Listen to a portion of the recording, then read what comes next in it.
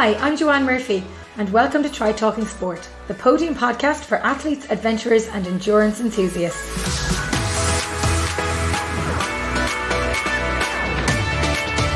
Welcome to episode 6 of Try Talking Sport. This episode is being recorded in the Specialized store in Dublin. Today I am joined on the show by Shane Finn from County Kerry. The 27-year-old endurance athlete ran his first marathon at 17 years of age in Dingle. Since then, he has pursued a busy and active lifestyle of participating in endurance events including marathons and IRONMAN races. He has also set and completed a number of multi-day endurance challenges which include 12 marathons in 12 days, 24 marathons in 24 days, and earlier this year he cycled and ran his way across 5,000 kilometres in the United States from the Golden Gate Bridge in San Francisco to the Brooklyn Bridge in New York. Not only has he completed these personal challenges, he has raised over €250,000 for spina bifida hydrocephalus since that very first marathon just under 10 years ago. In this episode, we delve into his adventure across America, his planning, training, logistics, and life on the road during the American tour, the highs, the lows, and the inspiration to keep moving towards the end goal of reaching Brooklyn Bridge within 36 days. Shane, welcome to the show, and what a great location for the recording today in the Specialized store in Dublin. There are way too many shiny bikes to look at distracting us from the recording. However, we will proceed. And Shane, for those of us listening who may not know you or who you are, because I probably won't do you any justice in terms of an intro, please tell us a little bit about yourself. Thank you very much. Firstly, Joanne, thanks very much for having me on. It's good to be here. Alright, where do we start with this intro? So again, name is Shane Finn. I'm 27 years old. I'm from the real capital of Ireland, which is Kerry. I don't know, but people at Cork, they might have a problem with that, but anyway. So yeah, I'm 27 years old. I suppose I started my endurance sports life as a very naive 18-year-old. And again, we'll get into the background of why I started as well, I guess. So I did my first marathon when I was 18, set up my first business when I was 19, left college in between the two of those, and yeah, just went on this literally mad journey of self-exploration.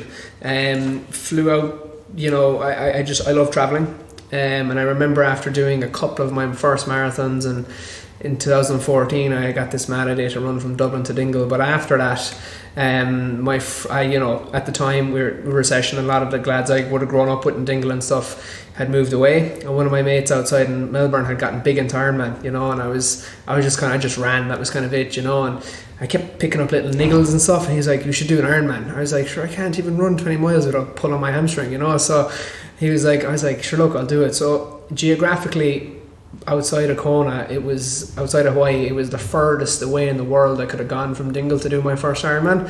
I was like, sure, it'll be a bit of fun, So I did my first Ironman, hadn't a clue what I was at doing my first Ironman. Unfortunately, Ironman Melbourne is now, it's done, it's finished, unfortunately. That was a great experience. That gave me the bite to kind of do more triathlon stuff. In 2017, I came up with a mad idea to run around Ireland. So I ran 24 marathons in 24 days, and we'll get into the why of that as well. And then in only a couple of months ago, in 2019, I cycled and ran across America. So that was good fun as well. That started on the Golden Gate Bridge and finished on the Brooklyn Bridge. So it was it's been a mad 9 years, nearly 10 years now, but I'm enjoying every bit of it, and I tend to do so for another block of 10 or 20 or 30 years. It's incredible just listening to you and what you've achieved over 9 years, and you're still really young. It's actually quite incredible. I know. It's a bit mad. I don't feel young, if that makes sense. Do you know what I mean? I think like I've been around, like I feel like I've been around forever kind of thing. You know what I mean? And I tell you one thing: when you bike and run across America, you don't feel like a 27-year-old when you get to the finish line, and where you get home, feel like more like a 77-year-old. But no, look, I mean, I suppose we'll get into it. But I'm very lucky to be able to do what I do. I mean, the people that I do it for, can't actually do any of the things that I do. So it's I suppose the way I live my life and the way I carry myself is very much so based on that. So if it's biking and running across America, if it's running around Ireland, if it's doing something for charity, it's I'm just very grateful to be able to do it, and that's the way I kind of look at my life.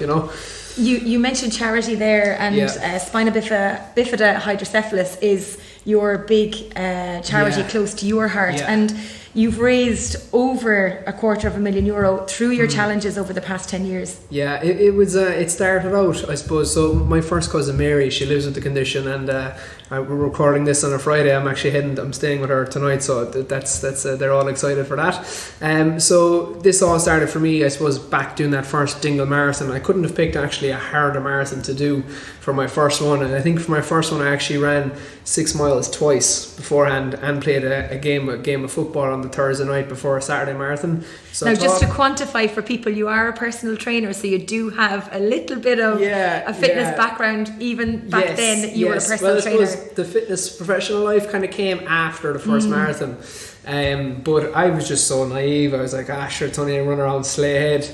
Like, I've never in my life felt as much physical pain as I did in that first marathon, and it just hooked me in. I was just like, I remember crossing the finish line maybe for 30 seconds. I was like, that was horrible. But I remember before even getting back to my house, I was like, I want to do that again. Do you know what I mean? So it was just instantaneous, like this hook.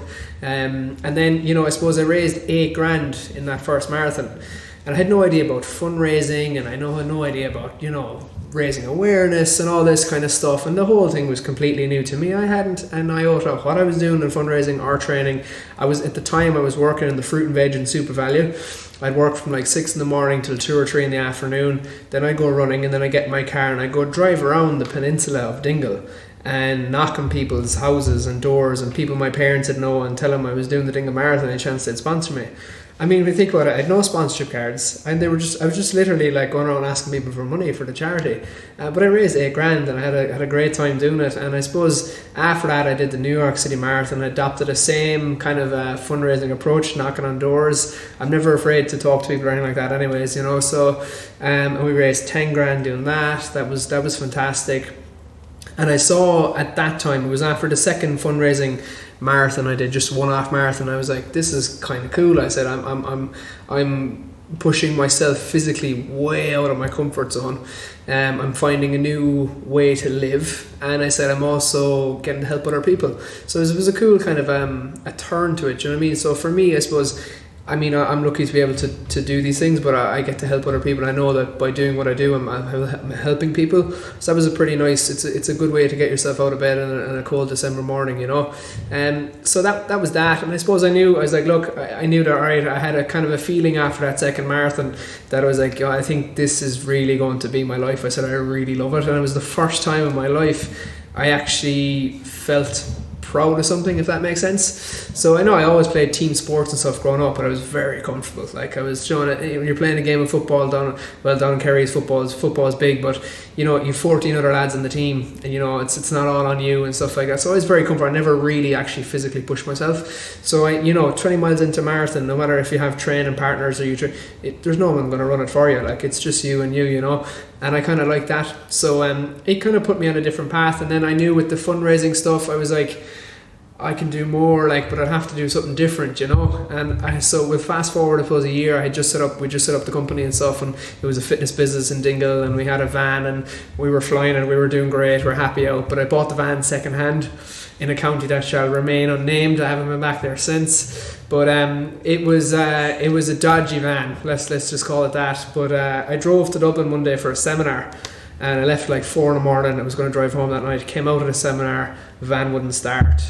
I rang my father, as you do, and again, cute Kerry man, he knows everything, but he didn't know how to fix this. So I was like, what'll I do? He goes, do you know what you can do now? I said, you can run home.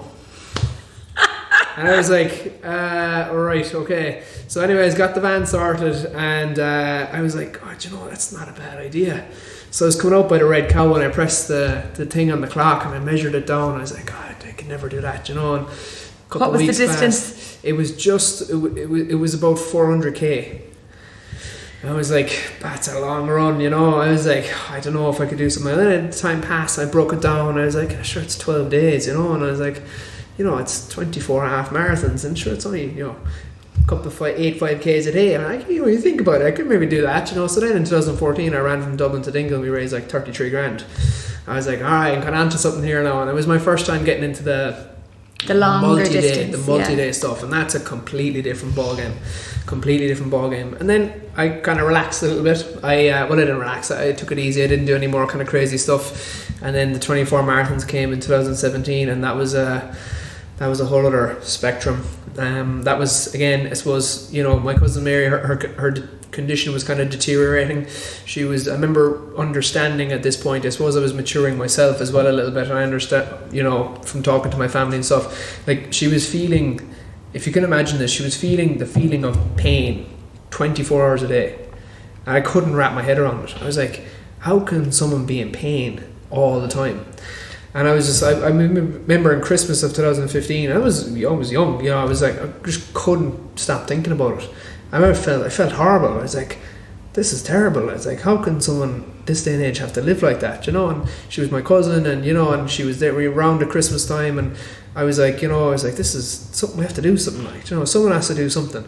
And I suppose it wasn't just for my cousin Mary, it was for the whole organisation. And I then came up with the idea of running 24 marathons in 24 days, because 24 hours a day is so hard for somebody with a disability and their family. There was no number. I wasn't, I remember looking up to people like Jerry Duffy and stuff like that, and I remember actually reaching out to Jerry before I did it and things like that, and there was no, I wasn't trying to run 100 or 10, it was just 24 was the number, and I stuck with that, and we did it, we executed it, and there was a couple of hairy moments along the way, but that was in June and July of 2017, and that was a phenomenal experience as well. That pushed me so far outside my comfort zone again, so I'm picking up a bit of a common theme here, and we raised 142 grand that time, and that was huge. I mean, it got a lot of traction nationally. It was the biggest single fundraiser the charity's ever had, and we just saw that the kids got to go to an extra summer camp. There was camps put on in different parts of the country. There was more respite available for the year and all that kind of stuff. And I was like, but to be honest, for a small organisation, 142 grand is not a lot of money.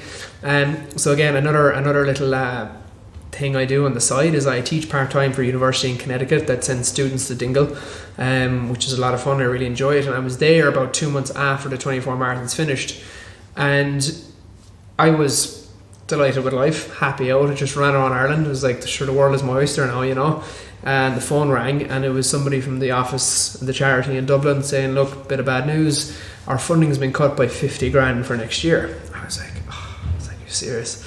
Just after raising 142, they could cut another 50, and I suppose at the time I was kind of maybe, and I'm not going to say I was maybe looking for something. I was like, I hadn't found my limit. Do you know what I mean? And I was like, there's more in you. Like, you can't just stop there. And it wasn't even I suppose this kind of stuff, this level of endurance stuff, it is a bit selfish, But I think deep down, I wasn't fully content with where I'd gotten to. I was like, 24 was fantastic, it's great, there's more inside you, it'd be a fright to leave it in there. Do you know what I mean? So then comes the American Odyssey. Then comes that, and I think I was either in the wrong place at the wrong time, or I was either in the right place at the wrong time. I don't know, I'll leave that up to people to decide. But because I was in America, and I was in this little town called Fairfield in Connecticut, lovely little spot right beside the beach. And I went for a walk on the beach after getting the news about the funding being cut. And I was like, just looking out into the ocean, I was like, that's it, America, And I was like, I'll start the second last day from here. And I had literally the whole thing almost planned out in 2 hours. So just to quantify what you did is you started in San Francisco, and you biked and ran your way all the way to New York, 5,000 kilometers in 36 days. 36 days, yeah. It's a big country. I thought Ireland was big. I was like, ran around Ireland. It's like, will it ever end? But when you start, when you do a 303k bike through Nevada, and you barely see the dot moving on the Google Maps, you're like, well, I'm in for a long month, But it was, that was another level and a different kettle of fish for sure. So break it down for me. So it's 5,000 kilometers. It's one side of the country to the other. You biked and you ran. So what was the distances, or what did you cover on every day, or did you bike and run every day? Yeah, early on the plan was to go 3 and 3. 3 days biking, 3 days running. That's 6 days. I do that 6 times. That gives me 36 days. Very, very quickly that changed to 4 days biking, 2 days running. So we went from, on day 2, if anybody knows the geography of America, we went kind of in between Death Valley and Lake Tahoe, if anybody knows there. And it goes from almost sea level to 8,000 feet within a day, which is a huge jump and not really recommended. I had to go at it. I remember climbing for like nearly 5 hours straight without a break. You had a little bit where maybe the roads had flattened out a little bit and things like that. So we lost a lot of distance within the last 4 days. In the first 4 days, I was behind almost like 312k or something after 4 days. And I genuinely remember lying in the camper at night in the first 10 days being like, we're not going to make it on May 3rd, you know. And the reason we picked May 3rd because it was the May Bank holiday in Ireland, so it was a Friday of the May Bank holiday, and it was a good time. People wanted to fly over, and like my family and things like that, they could, and still be back for work on the Tuesday. So that's why we picked that. I was like, we're not going to make it, you know. And I was like, look, we'll just take it every day as it comes. And I got back on track on day 35 was when we got back on track. So a day before you're due to finish, you managed to pull... we pulled it off. I pulled a couple of long days in the deserts because the roads were quiet, so I could bike up until 9 or 10 o'clock at night. So it turned in, instead of this big structured planned day by day thing, it just turned into this absolute incredible adventure. And I was just I was on adrenaline for like definitely 30 of the 36 days, you know, and I just remember being like, how cool would it be to be like 310k behind and to still make it, you know? So it turned out like it worked out pretty well, thank God, you know. So you were averaging on the bike then, the days that you cycled on the bike generally, what were you doing? Were you doing 9-10 hours? Yeah, my longest day on the bike was 13 hours. That was a long day. That was in Nevada. Again, we pushed on that day because there was a huge hard shoulder, and I had my lights and my bike working. And did the van stay behind you for all of it, or it at times it did. It's when night came, it did. But during the day, because we went on Highway 50, so it's one of the busiest parts of the highway. In that, now when you get into the Midwest, it's one of the loneliest roads in America. But it's just the hard shoulders are huge. You know, we don't have big hard shoulders here in Ireland, but you know, they go up the road maybe 5k or so, and they'd have cold water and stuff like that if I needed to stop, or you know, little things. I didn't carry spares. The van would have all the spares just to keep the bike as light as I could, you know. So just they keep maybe they're always within 10k of me usually. So that'd be up the road, and they keep kind of hopping me along, you know. Or if I was going up a huge climb, they wouldn't go to the top, and I'd just keep chasing the van all the way to the top. So I played little games like that, you know, and little things like my dad would be timing me going up hills and stuff, and he's like, did you get any Strava records? Do you know what? I'm not a massive Strava guy. I'm not a huge Strava guy. I'm a very, very, when it comes to this stuff, I keep it. All I had on my Garmin, if anybody uses Garmin's, is, you know, the navigation thing, and all I had on it was my heart rate, and it said riding east. So I was. You didn't know your pace, your time? I would click it every now and again to see what my pace was, you know, and it said riding east because I knew that New York was that way, and I do a load of heart rate training, so I knew that my heart rate was important. I could nearly guess. It came to a point, you know, when you spend 10 hours a day on a bike looking down at a Garmin and you're looking at your heart rate, you can nearly just click over and I could nearly guess what pace I was doing, you know, to the point, one of a decimal point. So yeah, it was interesting. I mean, it was, we had every kind of a weather. The weather was just something, to be honest, I put my hand up, I wasn't really expecting.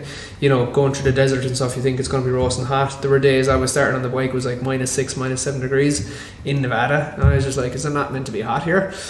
So again, I suppose a bit naive on my side, but lessons learned, you know, pretty quickly. Again, we had a ton of spare kit and stuff, so I was fine. It was, you know, I suppose it was went into the Midwest when the real heat came. Places like Kansas, Missouri, it was just dead heat, not much to see or not much going on. It rained for 5 days straight. When I came into Indiana, it started raining, and it kept raining until I got out of it. You know, and there was a lot of snow. So again, I remember a bit of deja vu there a couple of weeks ago. Joe Barr, dude who did the Race Across America, climbed Wolf Creek, and I remember the day I climbed Wolf Creek, it had snowed heavily the couple of days beforehand.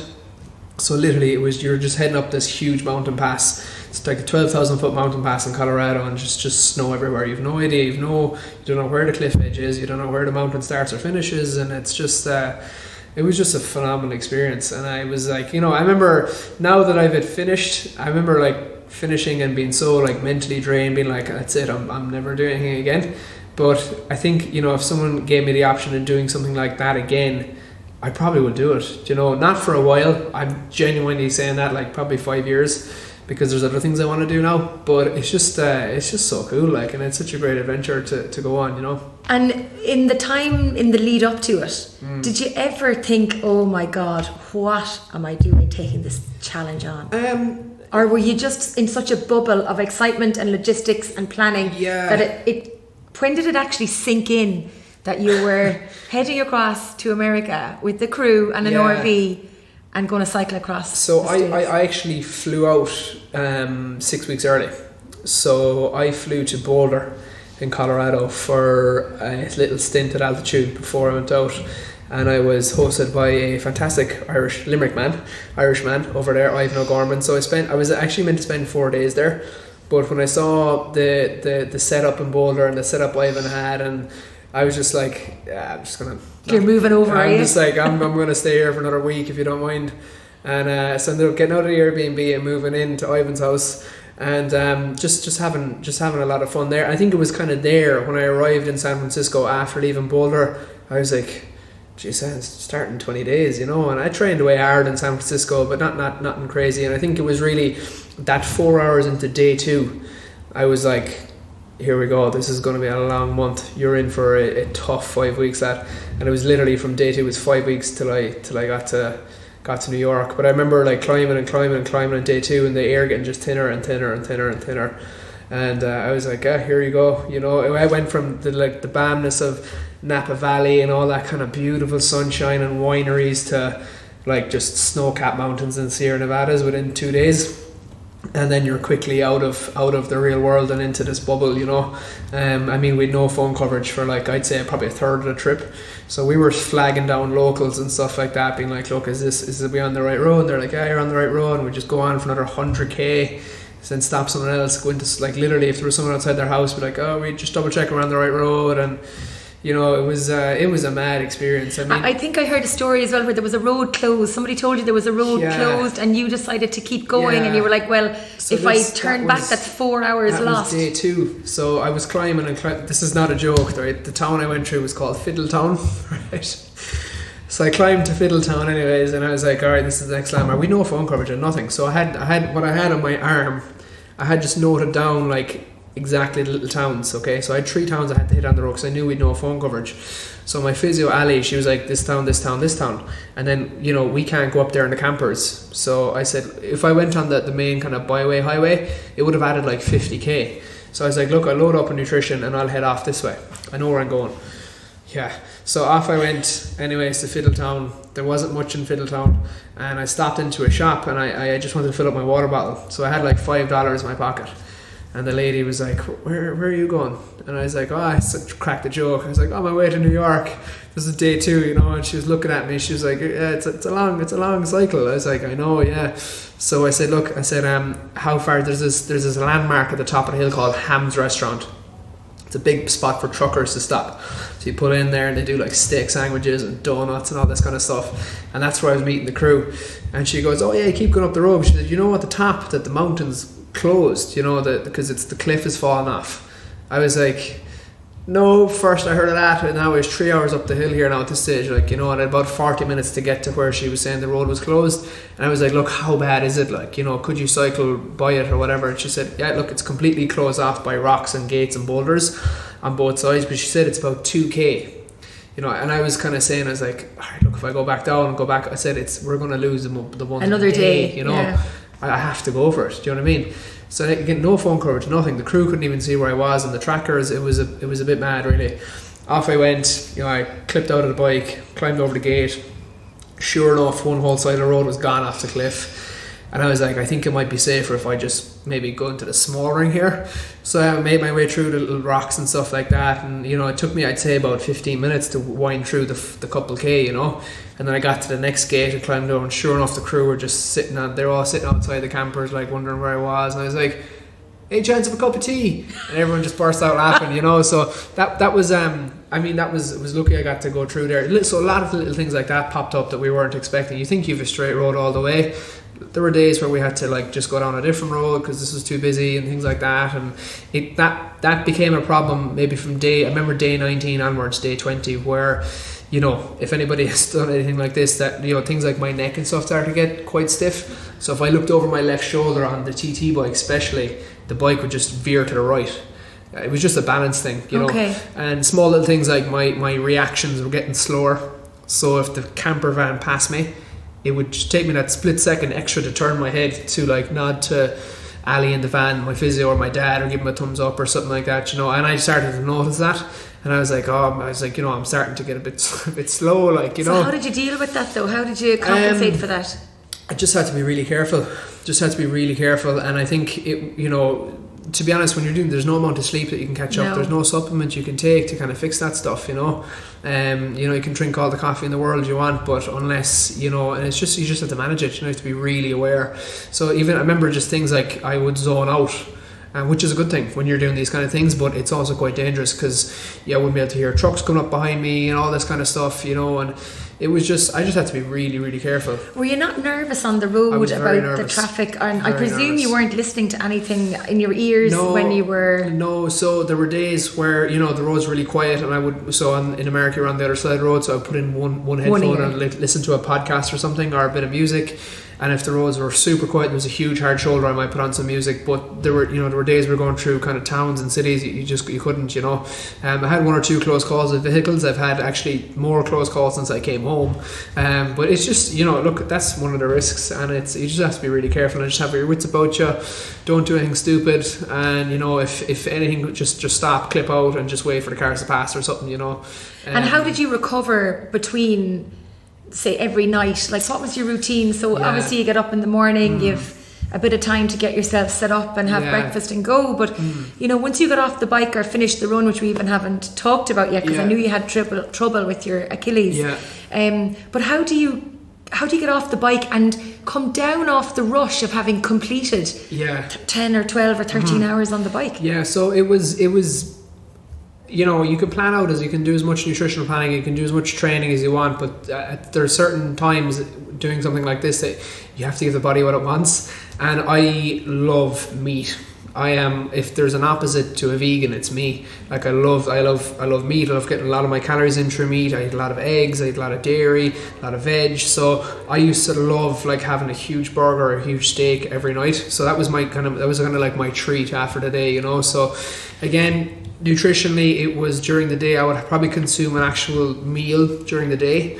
Usually around 1 o'clock I'd have like a 6-egg omelette or something like that with a lot of salt and things like that. I crave salt. I started really craving salt halfway through, so we used to get even like potatoes, salty potatoes and stuff, just to snack on and things like that. And going through the drive-through at McDonald's asking for a couple of sachets of salt. I had 2 McDonald's in the whole trip, and they were unbelievable. I remember the next morning getting up and like doing I had the wind in my back, doing like a 34k per hour, like for like 100k. My dad was like, "It's the McDonald's. It's definitely the McDonald's." I was like, "That's the tailwind, Dad," but you know, whatever. But anyways, like, so the recovery thing was hard. I was trying to get as much of my calories in as I could by night. But then, you know, you have to go to bed. I'm shattered tired every night. Then you have to have a physio session. We worked, as you said, really hard on my Achilles. So my Achilles actually flared up on the bike, would you believe, not running. Because I climbed, and I'm not joking, I climbed for like 4 days. According to my Garmin, I climbed for 4 days, from day 2 to day 6. Like, climbed for 4 days, not 4 hours. And I was like, will this ever end? And on that next, like a couple of days after that, you know, we had another series of climbs, and I could just feel it, you know. I had never actually had an Achilles injury before, so I could feel that, and I was like, oh, what's this now, you know. So we actually called Ivan. So I did a ton of work in Boulder with Ivan beforehand on my setup, my saddle, my elbow angles, my feet, all that kind of stuff. I was kind of saying to him, I said, look, we changed nothing actually on my bike setup. We just changed my saddles and my saddle angles. But I said, look, what do you think of this? And he recommended to my physio Ali to lock my foot in at about 90 degrees, so strap it up, so that you know, and try avoid standing, which was kind of hard to do as well because it was so hilly. So between him and Ali working on me physically, we managed it, and by managing is a nice way to put it, to be honest. So I had that to deal with, and then, you know, you get to the other thing as well, is we had to stay in campsites every night, because some states in America it's actually illegal to pull your RV over on the side of the road. Some places you can, but you run the risk of getting robbed and stuff like that. So there might be a night where I'd finish in a town and our campsite's like an hour of a drive away. So I'm in the back of the camper, like still in my cycling gear, like trying to eat yogurt and nuts and get food into me before we got to the campsite. And I'd have a shower, and then I'd have a physio session, and I'd be sweating so much in the physio session I have to go for another shower, and then I'd have dinner, and I'd usually treat myself to a cup of Oreos at night with a cup of tea, and then I'd go to bed and wake up and do it again the next day. So it was tough. I struggled in the mornings and I struggled by night, because in the morning times you wake up, you're tired, you're sore, you know you have like a 10-hour bike to do. And then by night, you're like, yeah, look, for the first hour I have it done. But then it starts to kind of sink in, like, oh, I have to do it again. And but look, that's what I signed up for. That's what I wanted to put myself into. And I wanted to see myself, you know, where I was at day 20, mentally and physically. And it was exciting. I mean, like, I suppose if I was to go and do it again, would I change anything? I'd probably change a good few things, to be honest. I think nutritionally I got it fairly right this time, which was good.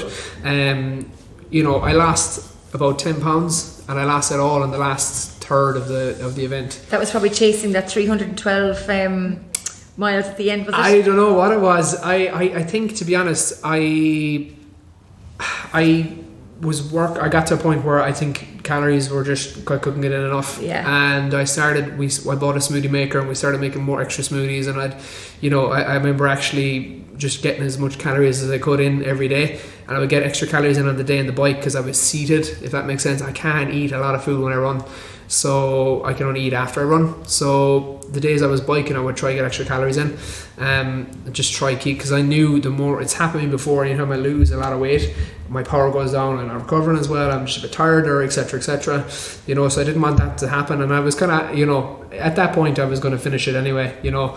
But it's interesting, and it's very, I love finding out what the body can do, what it does, and how it responds and stuff like that, you know. So that was the one thing, if I was to do something like that again in the future, not saying I will, but that's probably the one thing I'd look into more. Was it me, or was it what I was doing externally? I'm not really sure, but we'll in terms of the running piece then, because you know, you did quite a lot of it on the bike, but the running, what was the run you were doing, or how many days did you run? Anywhere. So it was 4 days on the bike and 2 days running, so that works out at, okay, I'm not a mathematician now, but 6 by 4 12. 24. 12 days. So 24 days on the bike and 12 days running. So there was a minimum of a marathon every day. It was a pure minimum. Now there were days where I had to hit about 40 miles, and when the injury came in, I would still get about 26 to 28 miles out of the legs, out of the Achilles, without it actually getting really, really sore. And there were days, you know, where I might finish at 3 o'clock in the day, and, you know, I remember being like delighted with myself, and the crew being like, it's 3 o'clock, man, like, do you want to go out again, like, or what? And I was just like, are you having a laugh, lads? Or they're like, no, man, you need to make up the time. So there were days where I'd run like a marathon in the morning, and I would eat and maybe take like a 15-minute nap, and I come out and the boys would have my bike ready, like, just, let's go, you know. So there were, because we were chasing, remember, we were 300k down, you know, and then the snow hit us in the Rockies, and we got put back another couple of 100k, and there were no easy days. It was just so on the run days I would try to start as early as I could, because it got quite hot in the Midwest as well. There were days where it was very, very hot and muggy, so I would, you know, and I enjoy the heat, but at that point I was so fatigued I tried to not be in it as much as I could. And yeah, you'd get a marathon under the belt as early as you could, and then go out and try to do another 5, 6, maybe 10 miles, and then if the Achilles was really sore, you might have to just push it out, do a bit in the evening on the bike and stuff like that. And I would, you know, if I hit the required distance on a day, I was like, yeah, it's good, but, you know, why don't you go take 20k out of the next day. So we started applying that approach, and that for me, I was like, now I'm starting to win. So now I'm starting to catch up on the days, and now I'm starting to take chunks out of the next day. And then that was huge, because then I go to bed at night being like, I'm ahead of tomorrow, you know. And then I wake up in the morning like confident and happy, because I knew I had 20k in the bag already. So little things like that. But it's mad how what the mind does in situations like this. But I was just happy to be able to run, to be honest, at the end, because I remember, I'm not joking, saying to myself one day, my leg was so sore, like my Achilles was so sore, I was like, I genuinely think this is going to snap, you know. So I remember having a lot of very serious conversations with Ali about it, and she was saying, like, look, she said, you can run really slowly, you have to strap it up. But what happened then was I was running a lot slower than the pace I had trained at, to run this thing. So I do a long run in training, like 6 minute Ks, 6.5 minute Ks, like nice and steady, really aerobic. I was now running like a bit slower than that again, and that physiologically and biomechanically has a different stress on your body. So that started then, and then my knee started to get a little bit sore because I was protecting my Achilles and stuff like that. And I was like, look, we need to really. So then we started doubling up on the physio sessions and getting more ice on it and stuff like that. But we managed to pull through, and it was a touch and go for a while, but we got it done. I'm glad as well. It's pretty much fully recovered now, so I'm back doing a bit of hard running and stuff again. So it's I'm just grateful it's still hanging on, to be honest, because I thought it was going to snap off. Did you ever think that you wouldn't do it? Yeah. Were there times where the chatter in the head was, you're done? There were a lot of times, and I get asked that question quite a lot, and I suppose I'd be very much so. I'm a realist as well, as much as an optimist, you know. But there were many times that I was like, I don't know if I can do it, you know. How did you deal with those thoughts? I came up with this little thing. I was like, I can't, like, nobody can block out negative talk, right? And I think it's something I realised that, okay, look, you are going to not feel good at times, but it's how you speak to yourself at that time, I think, is really important, and how you kind of perceive the negative thoughts or the negative inner voice. So what I used to do is, like, I used to let it come whenever I used to decide to throw my bottles off the bike, we'll say, or toys out of the pram. And I used to almost say, okay, you've got 5 minutes to be in this negative state. And then I used to look, and it's 5 minutes later, I try compose 5 things that I was grateful for on that day. Literally and I sometimes have to do this 2 or 3 times a day, you know. And then it's mad. After the 5th thing, I'd be like, okay, just take a minute now, no music, and you just feel better. And it was just something I put into place. I was like, take your 5 minutes and then come up with 5 things that you're grateful for, you know. I was like, look, I'm here, I'm alive, I'm moving forward. And the other thing I came up with was that if I keep moving forward, no matter how sore I am, or how slow I am, or how much I'm suffering, America will run out of land. And I said, I'll win if I keep moving, but if I don't keep moving, America's going to beat me. And I didn't want America to beat me. So that was there were my 2 kind of my mantras. And then the third one, I suppose, was the biggest one for me, in that at the time, if I was to I never really got emotional in the whole thing, but the only thing that would kind of trigger me a small bit would be that I knew my cousin Mary was going to be on the Brooklyn Bridge waiting for me on May the 3rd. So I said, look, if I have to bike through to tomorrow morning, I'm going to keep going, you know. So, I mean, I would be able to block negative self-talk out just for that reason alone, because she was going to be there, and I knew I was doing this for her and people like her around Ireland. And, you know, there was families around Ireland that were relying on me to finish this and to show up and to get it done. So I'm able to block things out that way, because you know, I suppose when I look at it, yeah, I suffered for 36 days, but she's been suffering for over 36 years, you know. So when you put it into context, I didn't go through a whole pile compared to what some others have gone through, you know. So things like that would help me block out negative self-talk pretty quickly. But I still suffer with it. I still go through it just the same as everybody else does, you know. Sometimes people think when I do these things that I'm like high-fiving all the time and I'm punching the air and stuff. There are times I go through blocks of 4, 5, 6 hours. I don't want to talk to anybody. We'll have to get your dad and Ali on the next podcast to see what you were really like. I'd actually love to do one with my dad and Ali and just do get them. We should all like sign a waiver beforehand and be like, all right, go. But it was interesting. And it's funny because I'm very close to my dad, and my dad knows me really well, and Ali knows me really well, and they would know I think anybody that does this kind of multi-day, you have your crew, and your crew's your crew, and they know what to say. You can see the signs as well. They can see the difference in character and personality. You know. So I remember one time, actually, this is a funny story. We can move on to the next question. Then it was one of the days in Indiana, you know, and remember I told you it rained for 5 days, and you'd wake up at 6 a.m, you could hear the rain just beating off the camper van again, and you're like, I have to go out here now for 10 hours, you know. And it wasn't cold. That's the good thing. So it wasn't cold. It was like warm rain. Just like Ireland in the summer. Well, yeah. So I remember one day, just I was quite strict about my nutrition on the road and during the day and stuff. And I remember just one day, like, I was not in the best of form, you know. And my dad would every second stop, every 20k or so, you know, might have some nuts, or I might have half a banana or something like that. And I remember we're in the middle of nowhere.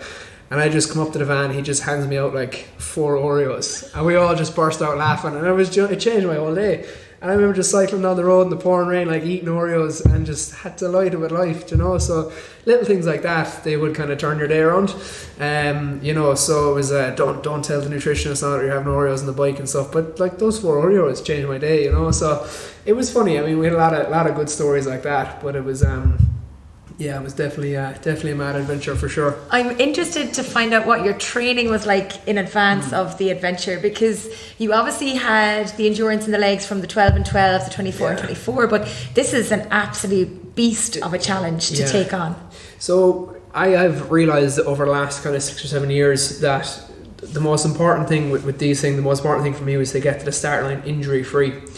So I know I didn't last very long in the event without getting an injury, but I think if I get myself to the start line injury free, I'm giving myself the best possible chance. So we talk about training philosophies quite a lot, and you know, if you're training for an Ironman or a marathon or a half Ironman, you would build up to the event and you'd peak and you'd be at your peak fitness for that event. You can't be at your peak fitness for a month and a week, you know what I mean? So according to my heart rate data and stuff, technically I got fitter as the event went on. So my heart rate would have dropped as if the event went on. So, you know, there's no point being a hero and burying yourself going into something like this. So the approach I took was I trained quite easy going into it.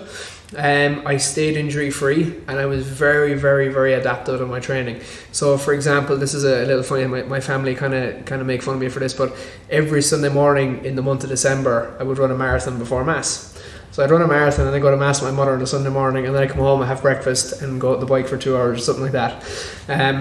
But what I did was, if I had planned out a session, I would do my training in kind of 10-day blocks to allow some adaptability in there for a rest day, or for, you know, if I planned to do two 10-mile runs, one in the morning, one in the evening, and I woke up in the morning and my 2 calves are really tight, it doesn't make much sense to go to 2 10-milers that day. So I would go do a 3-hour bike, go to the gym, do a load of foam rolling, and then do the 2 10-milers the next day. You know, so little things like that. I would move things around, I would make it suit me, and I was, again, like I said, very adaptable. I think the week or 10 days that I spent out in Boulder really stood to me, because it gave me a bit of a feel for the altitude. And I biked very hard out there for 7 days of the 10 days. So that really stood to me. And then it was just get out to San Francisco and not fall off a footpath or do fall asleep on the bike, or do something silly. Falling asleep on the bike, it never happened to me at home when I was training. It was a big problem in America. It was towards the end, as I got really tired, especially if I went down on the aero bars. It just, whatever way you just drop your head, it's like almost intuitively you're like you want to close your eyes. So just little things, you know, like as the crew started doing this thing, anytime that they'd leapfrog me, they'd beep to wake you up, and I'd be like, it'd annoy me every time, and I'm like, I know you're there, but they would just do it to kind of like just to keep me alert, you know.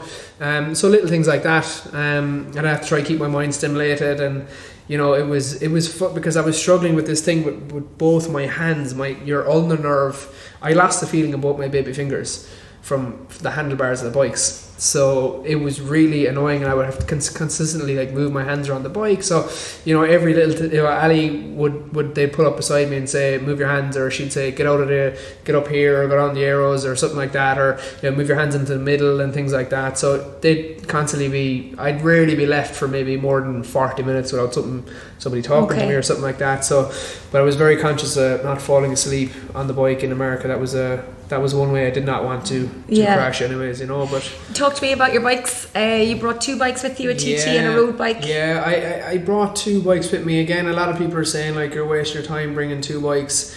A lot of people told me I was wasting my time bringing a TT bike, and I'd say a lot of people told you were nuts for taking on the challenge in the first place, but that's not going to stop you. Yeah, I was like, I'm doing this. I know. Well, I didn't really know what I was doing, but I had an idea, and I actually rode the TT bike more than the road bike.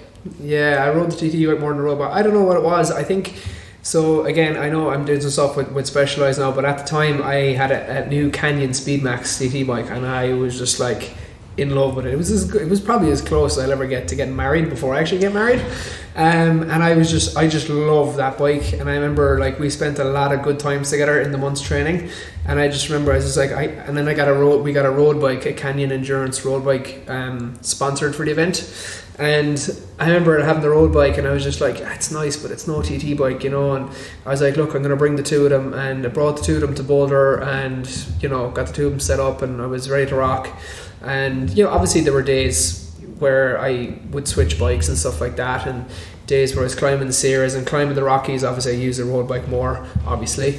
But then there were days where, you know, I was just not feeling it, and just I think at lunchtime I might be just like, I'm going to change bikes, and it mentally would just give me a different thing. Physically it would give me, you know, you're using different muscle groups, you're in different positions, and it would give me a little bit of a break, like my shoulders, my neck and things like that. So I liked to have the option, and I think it was a really good call to bring the two bikes. And I was, you know, going out there, I was like, oh, you're going to spend 80% of your time on the road bike, but I just kept feeling myself going back to the TT bike, so it was pretty interesting. In terms of your achievements to date, Shane, what are you most proud of? What am I most proud of? I think I'm most proud of probably, I'm going to say the 24 marathons. Why? I don't know. I think, so for the 24 marathons, I talk about your back being to the wall. Like, not even in the like in the business stuff as well. Like, every part of my life I was being really challenged. And I'm very good at hiding that stuff. So, you know, we were facing a lot of challenges with the business, and my business was my life. So I set it up at 19 with nothing. We started with a running group in the marina in Dingle, and we turned it into this very successful fitness business that people were coming from different parts of Kerry and Cork to train with us. So that was everything to me. I remember actually not making a family dinner for nearly 4 months at one stage, because I was just my business was my life, and we were starting to have trouble with like the landlord and things like that, and they were trying to sell the building, and we were worried about losing everything. And then I was trying to train to run around Ireland, and I was just everything. I was just mentally, it was very, very challenging. I always remained quite positive, but I just pulled through and I got it done. And I remember, again, it's part of what we do. I mean, you know, a lot of the people in the charity got involved in it. We gave a lot of young people hope for something to be involved in. And one of our crew members, Julianne, her and her family, they followed me for the whole 24 days. And they weren't necessarily part of the crew or part of the team. They got in their car and they followed us everywhere. And I finished the 24 marathons in July, and that December, Julianne died in her sleep. And I remember, you know, her telling me that she wanted to go to America to be there at the finish line and stuff like that. And I remember asking to be asked to speak at the church in her funeral. Oh my God. And I remember her family and her brothers coming up to me saying, you gave that girl the best days of her life. So I think that's why the 24 marathon sticks out in my mind. Obviously, you know, America was great and stuff, but I think the difference between the two was because I felt like I was on a different planet, not mind a different country. So, and we were very detached from, I'm very close to my family, we were very detached from all my family, and we were very detached from the charity and the people I was doing it for. You know, it was very much so an online thing. Obviously I was mainly offline, but the crew were online and stuff, you know. So I think that's why the 24 marathons kind of stick out to me the most, you know. And I remember I suppose when you look at it from the endurance side of things, anybody here that's from Cork, right? I love people from Cork, and I love the banter between Kerry and Cork. And I remember planning out the route, and again, my uncles kind of planned out the route and stuff, you know. They helped me plan it out, and they were like, look, you can run up into Killarney or you can run over to Caha Pass. That's the only way you're going to get out of Cork. And I was like, which is higher? You know, and they were like, the Caha Pass is probably tougher, you know. And I was like, I'll go up the Caha Pass. I remember for months and months and months and months in preparation training for it, being like, I want to be physically in good enough shape to run up the Caha Pass. I remember it was like 11k top to bottom. I did in like 54 minutes or something. I remember thinking about it on day 3, being like, I can't wait to get to Caha Pass.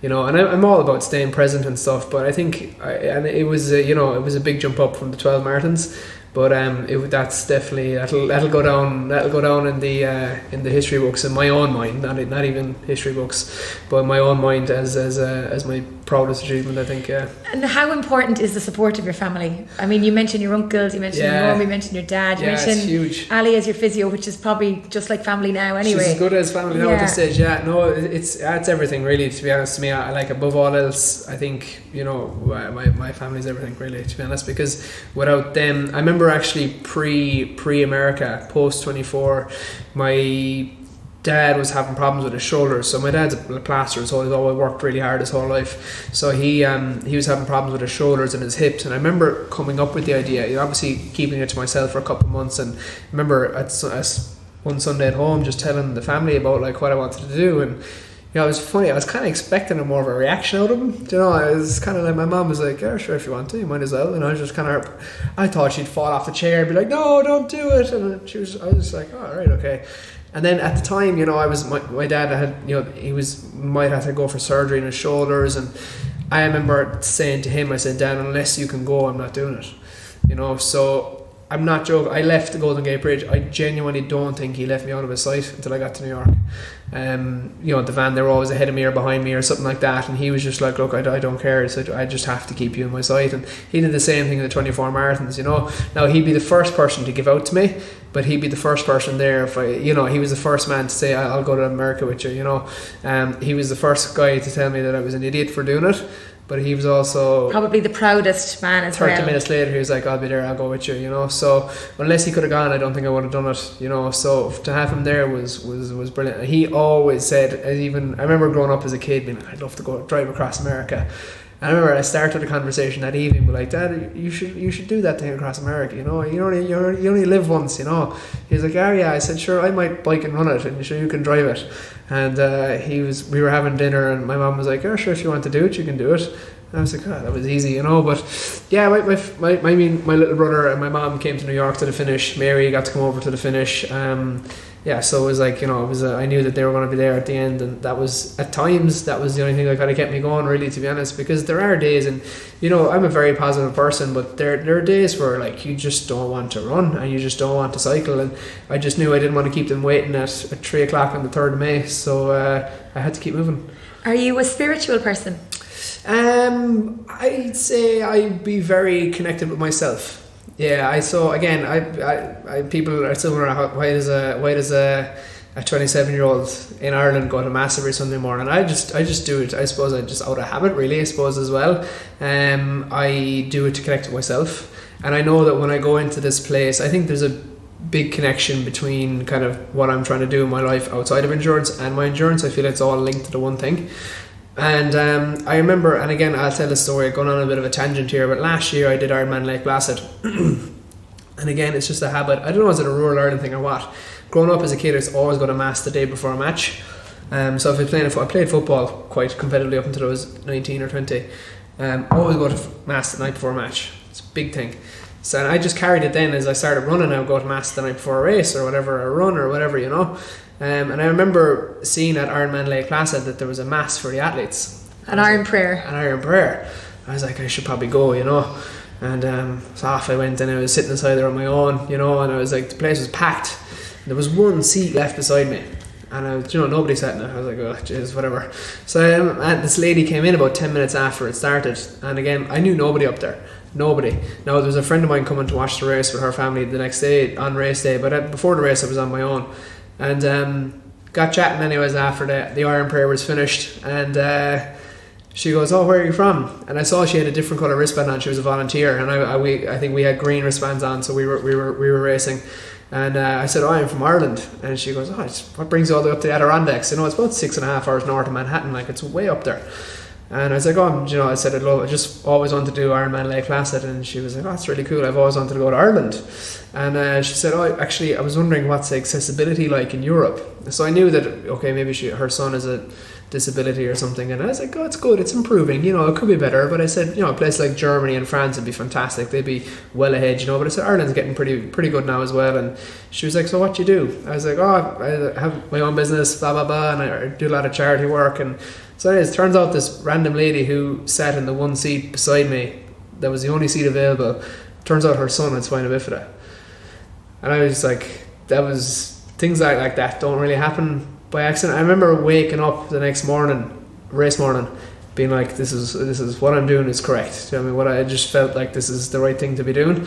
And I remember just going out and just having a really good race. Now I kind of died in the end of the marathon, but I remember just going out and just really enjoying it. I remember she was at the third aid station on the run, and she was just there like waiting for me. Do you know what I mean? And it was just such a good experience. So little things like that, you know.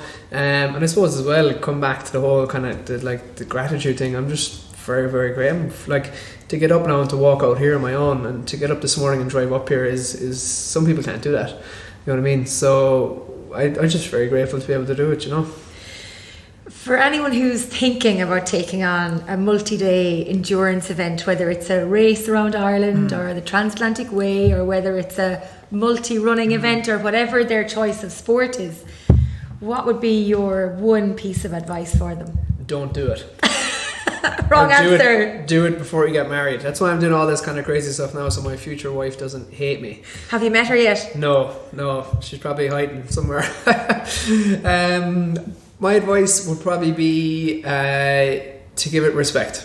I think that's a big thing. Endurance, I think, and I know that again, not to get too deep about it. I think if you respect what you're trying to do, it breaks down the barrier a small bit.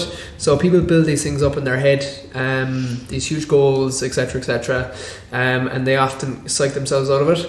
So, you know, I think if you respect the distance, train appropriately, listen to your body, get specific with your training. So if you're doing a multi-day cycling event, you're going to have to do multi-day cycling things in training. And then as well, I suppose the last thing for me, and that obviously from our conversation and anybody that followed, one of the most important things is your crew. So if you're doing a self-supported thing, your crew is yourself. But if you've got a team, if you're allowed to have a team, I think your team is really important. And I remember actually having this conversation with a couple of people. But your crew is everything, because they're the ones that are there when you feel good. They're the ones that are there when you feel bad. They're the ones that are there when you get a flat. They're the ones that are there to help you with your food. And I remember speaking to actually, he's going to England in a couple of weeks. We're going to go for a spin. Joe Barr, who just did the race across America, and Joe is said the exact same thing. You know, your crew is everything. You know, and your crew know you, and you know your crew, and that's it. And that gives you it gave me extra confidence actually starting in America, knowing that this is my team and they have my back. No matter if I have a good day or a bad day, they're there, and they're going to keep showing up every day. I mean, I would go to bed at 10 o'clock and they would be still there at 11:15, like tidying up bits, like making sure there's spare tubes in the van. I get up at 6, they're up at 5, you know, so they were doing just longer days than I was doing, you know. So crew is everything. Give it respect, train appropriately, and I think you just enjoy it as well. I mean, it's such a great thing to be able to do these things. I mean, it's so cool. And then the other thing as well, I wouldn't be competing with anybody. Now I would love to obviously in a couple of years time get a little bit more competitive in Ironmans and stuff, but I've plenty of time to be doing that as well, you know. But I think it's just find out what you can do. And I think, you know, I think human limits are don't exist really, to be honest. I mean, it doesn't matter if, you know, you want to do your first park run, or if you want to bike and run across America, or if Eliud Kipchoge wants to run a sub 2 hour marathon. So for me, I suppose, like I was saying, bike and run across America and run around Ireland, yeah, it was a big goal. But a lady at the moment getting ready to run her first half marathon, mentally she could be going through the exact same things. You know what I mean? She could be doubting herself, worrying and stuff like that. And we all go through it. And it's just to embrace it and to realise that, you know, once you do it, you'll the pendulum will move. And just to keep exploring, keep pushing, and enjoy it along the way. I think that's the most important thing. Well, speaking about keeping on pushing, what's the goal for the rest of the year, or maybe into 2020? Any big goals you going to tell me? So I've stepped away from the fitness business that I set up when I was many years ago, when I was 19. So that has given me a lot of freedom, which is, for me, it was a bit weird actually, to be honest. I'm, you know, going from working 80 hours a week in your own business to not, you know, having actually 8 hours a week to work on yourself was pretty different. So when I came back from America, I do a lot of online training, so I train people online. So I wanted to focus a little bit more on that. I am terrible at writing, so I'm working on trying to prepare to write a book, which will probably take me a year, to be honest. I have a couple of other things. I'm not going to do any major endurance things for the rest of the year. I'm back training now. I actually struggled after I finished Cross America, to be honest, because again, everyone's like, I have to take a break and all this kind of stuff, and I was like, you know what, I enjoy training, just to train. So I had to just got back training again straight away, and I enjoyed that. And I'm going to run the Dingle Marathon. I'm going to do the New York City Marathon with my friend, and then next year I'll probably get back into a couple of Ironmans again. Maybe do Ironman Cork, and definitely have Ironman Lake Placid accommodation booked already for next year. I just want to. I'd love to get to Kona once. I'd love to just go once and just enjoy it, and like bring my family with me, and be in a position that when I do it, to bring my family with me, I want to be able to bring them.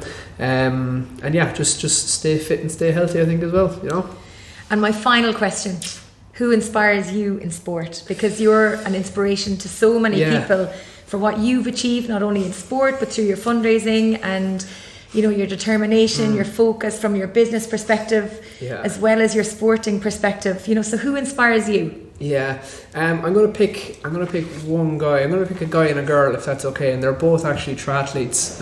One has a book, one doesn't have a book.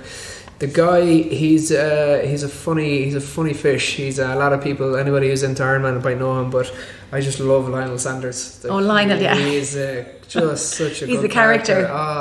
He's just a breath of fresh air, and he just, there's no messing with him. He just trains hard. His background, I spent many hours this winter training to watching his videos online and just training to them.